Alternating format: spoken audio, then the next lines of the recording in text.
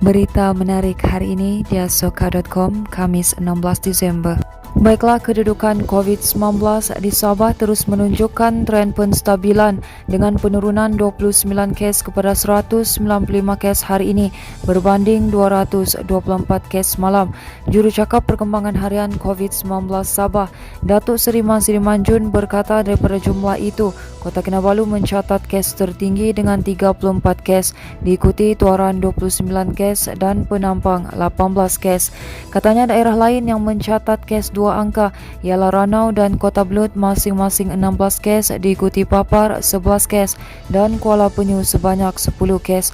Sebanyak 17 daerah lain mencatat kes harian satu angka sahaja, manakala tiada kes baru di 3 daerah iaitu Putatan, Kunak dan Semporna.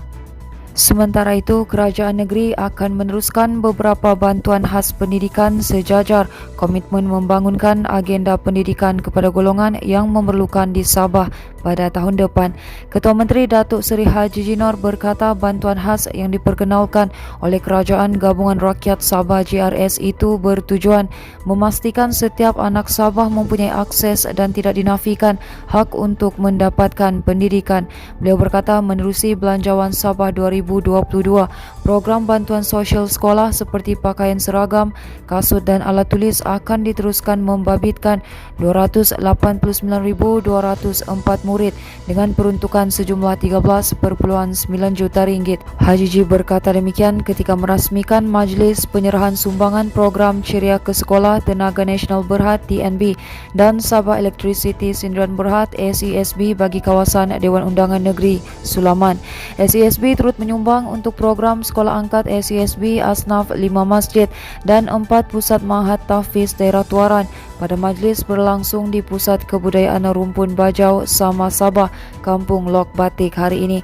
Haji Ji berkata selepas mengambil alih tampuk pemerintahan Sabah, GRS memperkenalkan pelbagai bantuan khas pendidikan pada tahun lalu, iaitu budi dan bakti bagi meringankan beban rakyat di negeri ini.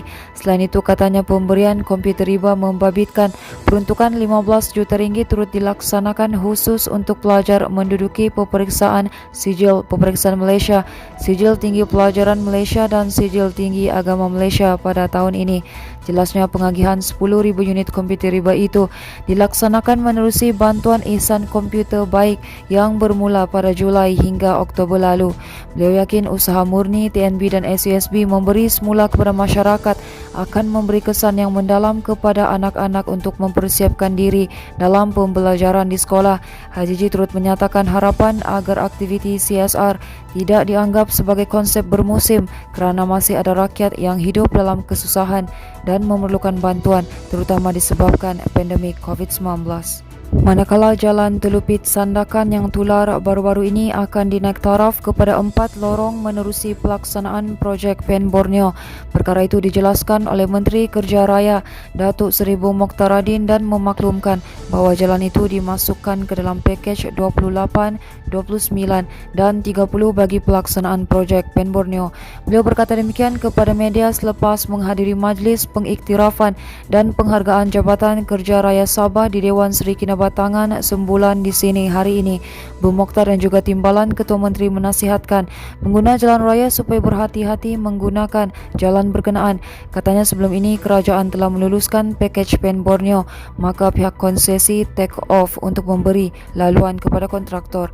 Jelasnya ketika dalam peralihan kuasa yang mengambil masa sebulan berlaku kerosakan jalan di kawasan itu. Sebelum ini tular 10 kenderaan tersadai akibat rosak selepas terlanggar lubang di jalan berkenaan dan kejadian itu turut menarik perhatian warganet yang meminta pihak bertanggungjawab membaiki jalan berkenaan. Berita seterusnya, pengembalian peruntukan asal perkara 1/2 Perlembagaan Persekutuan hanyalah langkah pertama ke arah mengembalikan status sebenar Sabah dan Sarawak dalam Persekutuan Malaysia.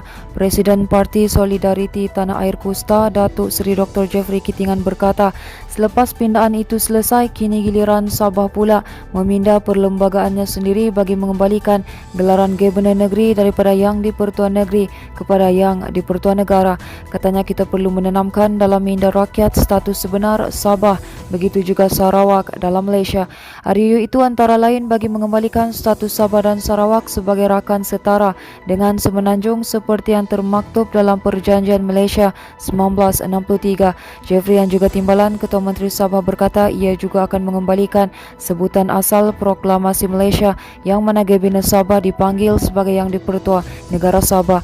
Selain itu, beliau berkata kerajaan negara pimpinan Gabungan Rakyat Sabah akan terus menuntut pengembalian sepenuhnya autonomi Sabah khususnya dalam bidang pendidikan dan kesihatan. Ahli Parlimen Keningau itu berkata sebagai tambahan kepada perkara 1/2, kecacatan lain dalam perlembagaan persekutuan turut berlaku dalam perkara 160/2 yang menyebut persekutuan sebagai persekutuan yang diwujudkan di bawah Persekutuan Tanah Melayu melalui Perjanjian 1957. Baiklah, ini merupakan berita terakhir dari kami, di mana 3 lelaki ditahan bersama lebih 50 gram syabu dalam operasi yang dijalankan pasukan Gerakan AM di Jalan Lahad Datu Tunku hari ini. Dalam operasi jam 8 pagi itu, ketiga-tiga lelaki warga asing berusia 25 hingga 46 tahun terbabit ditahan ketika menaiki kereta Pro 2 Viva dalam keadaan mencurigakan. Komander Brigade PJA Sabah, Senior Assistant Commissioner Abdul Rani alias berkata, operasi dijalankan anggota dari Task Force Batalion 17 PJA Lahad Datu. Katanya sebaik ditahan, pasukan operasi terus menjalankan pemeriksaan terhadap ketiga-tiga suspek dan kenderaan. Hasil pemeriksaan mendapati salah seorang suspek yang membawa beg galas berisi 10 paket plastik berisi hablur jernih di syaki dada jenis syabu seberat 59.3 gram. Turut dirampas sebuah alat penimbang digital, telefon bimbit dan wang tunai berjumlah RM1.150. Abdul Rani berkata semua suspek dan barangan dirampas terus dibawa ke Ibu Pejabat Polis Daerah Lahad Datu untuk tindakan selanjutnya. Katanya semua barangan dirampas termasuk dada dan kenderaan dianggarkan bernilai RM20.153. Siasatan lanjut dijalankan mengikut Seksyen 39B Akta Dadah Berbahaya 1952. Baiklah, itu sahaja yang dapat kami kongsikan setakat ini. Teruskan bersama kami untuk mendapatkan berita komprehensif hanya di diasoka.com.